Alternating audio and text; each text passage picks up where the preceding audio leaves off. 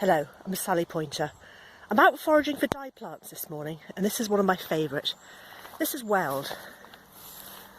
This particular one is enormous. It's been used since, well, at least the Iron Age, quite probably a bit longer than that. And it does particularly like disturbed and waste ground. You often find it in places like building sites, sides of roads. This is out in the countryside. It's beautiful. We've had hot weather recently, so it's going to be just right to harvest. You can use the entire plant. I'm going to snip some off with my secateurs quite near the base. Then I'm going to take it home and we're going to make the most glorious dark yellow dye with it. I've laid my harvest of Weld down on the path so you can see it more clearly. It's got a really robust stem. And in the first year, these slightly wavy little leaves form a rosette on the ground. So they sit very low to the ground, you won't notice them. In the second year, it shoots up. And you get this tall spike with these clusters of tiny little flowers. Now, you'll often not notice the flowers. It's a member of the mignonette family, so it's got little yellow flowers, but they're not terribly prominent. And once the flowers are over, these turn into little seed capsules with millions of tiny black seeds. Now, you might think this means they'll germinate absolutely anywhere, but they like free draining soil, they like quite poor soil, they like quite exposed sites. So you'll find it locally, and it'll be very common, and then you can look for ages and not see it anywhere else. So I'm really happy to have found this. I haven't got a lot in my area. I'm going to take this home. I could just hang it up by the base to dry, and a lot of people do that very successfully, but I find these really thick stems quite hard to chop when they're dry. So when I get them home, I'm going to take the secateurs to them, I'm going to chop it into pieces, I'm going to let it dry from there, or I can use it fresh, and we'll make that really strong, bright, very lasting dye a little bit later on. So I've got my Weld home and I've chopped it up. I've just chopped up the secateurs into an old stock pot. Now, it's worth, with natural dyes, trying to keep a separate pan. This particular one isn't toxic, it's not going to do you a mischief. But generally speaking, you don't want to cook in the same pans that you do dyes with. I'm going to keep the remaining stalk and dry it. It's a very good display item, and I do have some workshops on things like Iron Age dyes coming up. But I'm going to go and weigh my dye stuff. It's usually a good idea to know how much you're starting with, just for your own records if nothing else. And I'm going to prepare this today to dye tomorrow. So I'm going to cover the Weld with water, I'm going to bring it to the boil, I'm going to boil it for maybe half an hour, and then I'm just going to let it sit in its own juices overnight. Some dyes you need to be very gentle with. Weld isn't one of them. Give it a good boil, it won't mind in the slightest. When working with natural dyes, it's very important to make sure that your yarn is prepared properly. And the first stage of this is scouring.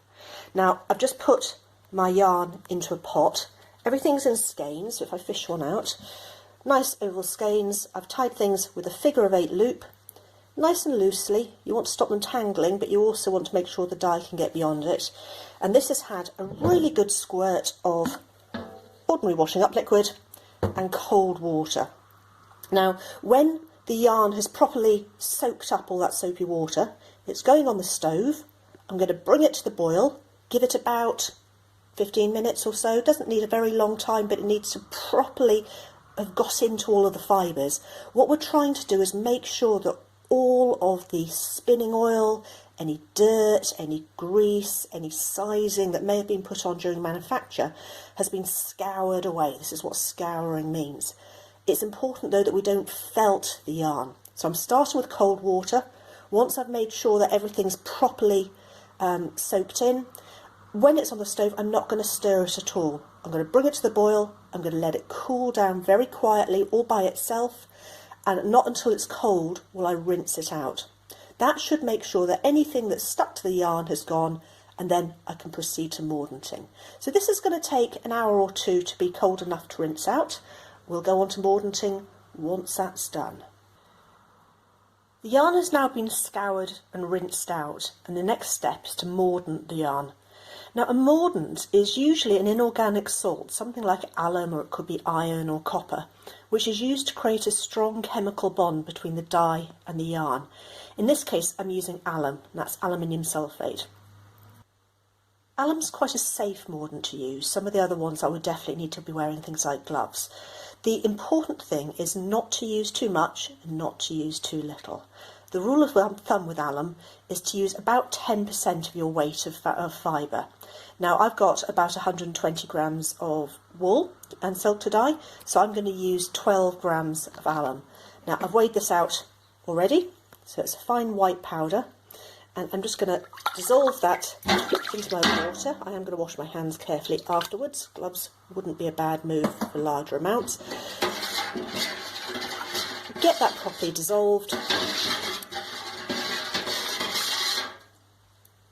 Once I'm satisfied that that's dissolved properly, that's going to take a minute or two, I'm going to put the yarn in, get it back on the stove, bring it up to the boil very slowly, boil it for about 10 minutes, turn it off, and then I'm going to leave the yarn in the mordant overnight. Now at the same time the dye is soaking, that had a quick boil earlier, and first thing tomorrow morning I should be ready to put it all together and get a nice colour. It's the next morning now. The mordant and yarn has soaked overnight, so all of the alum should have absorbed into the fibre.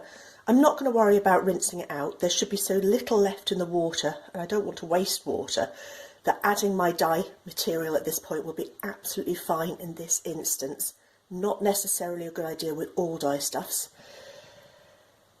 The weld itself has soaked overnight, so I'm just going to tip this into a sieve. I'm going to let it strain straight into the dye pot. The yarn is still in there. Again, in this instance, that's going to be fine. Some other things you might get patching if you did that, but I'm going to combine it all together and we'll see how it's looking. And straight away we can see that there's a nice yellow tone in the dye bath. This is going to take a while to develop. I'm going to put the heat under it. I'm going to bring it up to the boil nice and slowly. Remember, the trick with not felting fibres is to change the temperature slowly and to not over agitate. So at the moment it's cold, I can give it a really good stir to bring it together. I'm going to bring it up to a boil. I'm going to let it boil for half an hour perhaps, maybe less, something from 10 minutes or so. I'll just see how it looks as I get there. Then I'll turn it off and I'll let it cool down in the dye bath. I will stir it occasionally, but not aggressively. This sort of movement is fine, just enough to make sure that the dye penetrates evenly, and most importantly that no particular bit sits on a hot spot of the pan. I generally find that's where you get trouble areas. So gentle movement quite regularly, but not too aggressively, will be absolutely fine while that heats up. We'll have a look in a few hours when I think it's done and we're ready to take the yarn out of the dye bath. And here it is. So I've just got this out of the dye bath. It's out in the yard to dry, and as you can see we have got the most fantastic bright, dark, strong yellow. I mean, it really is as yellow as a yellow thing. This one on the end was on the naturally grey yarn. The others are on wool, and right on the end that's on silk. I've got quite a lot of dye left in the dye bath, so I'm going to put some white fleece in and just leave that overnight to finish soaking up the rest of the colour. I hope you've enjoyed this little video. I will be out foraging for more dye plants fairly soon, so keep your eyes peeled. There should be more on my channel before too long.